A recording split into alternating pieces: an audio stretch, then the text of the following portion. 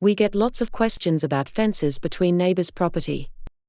Keeping peace with your neighbors is important, and the law makes sure neighbors follow some clear steps when it comes to boundary fences.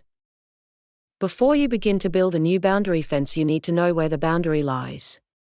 If you're unsure, you may need a surveyor.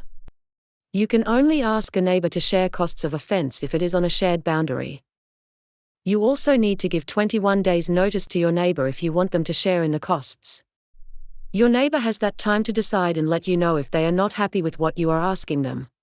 We have some example letters you can use if you are wanting to ask your neighbor to pay, and some example letters if you have been asked to pay towards fixing or replacing a fence. When neighbors can't agree, they can get a mediator to help reach an agreement, where everyone is happy, or otherwise an arbitrator can be appointed, who will decide on everyone's behalf. Read more below and talk to a lawyer to understand more about this. People who are renting a property generally don't pay for upgrading boundary fences. If you are unsure, check your lease agreement and talk to a lawyer if you have any questions.